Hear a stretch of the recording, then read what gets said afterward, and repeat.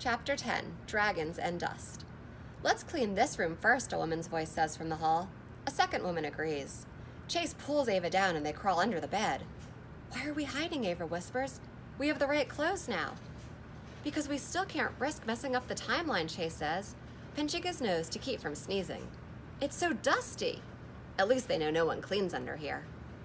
4 feet in, brown lace-up shoes walk over to the bed. Chase and Ava scoot closer to the center, praying neither woman looks underneath. "I cannot wait for the tournament today," one of them says as she fluffs the blanket. 4 men signed up to challenge the king. They will not win, of course. No one can beat Excalibur, the other maid agrees. Chase's ears perk up at the mention of Excalibur. He loves the story of how King Arthur got his sword. Excalibur's blade was stuck in a rock, and no one could pull it out until Arthur came along. It slid right out in his hand, like it had been waiting for him. That's how finding the suitcase had felt to Chase and Ava.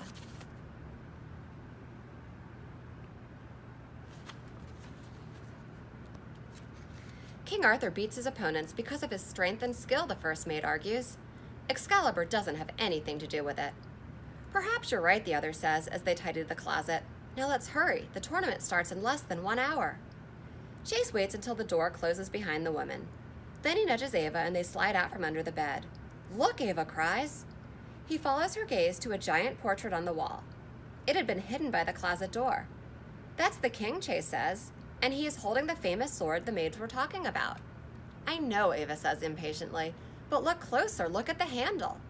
"It's called a hilt," Chase tells her. Then he gasps. The sword's hilt is carved into the shape of a dragon. It looks just like the dragon doorknob from their suitcase.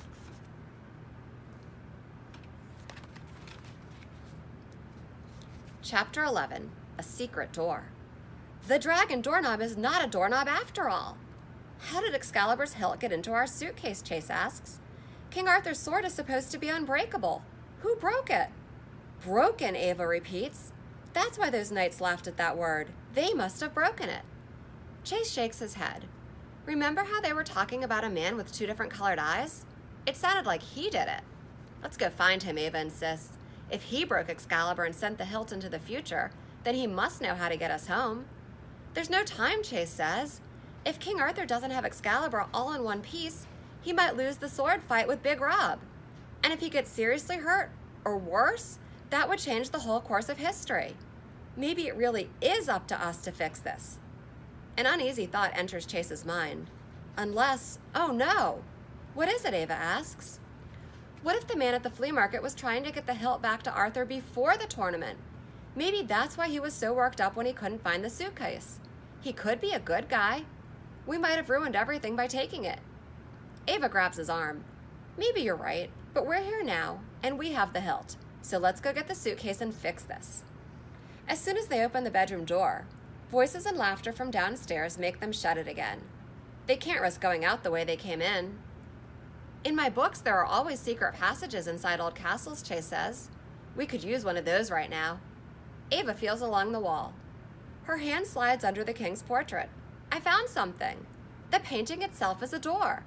She swings it open to reveal a winding stone staircase. "Beginner's luck," Chase says with a grin. The staircase only goes up.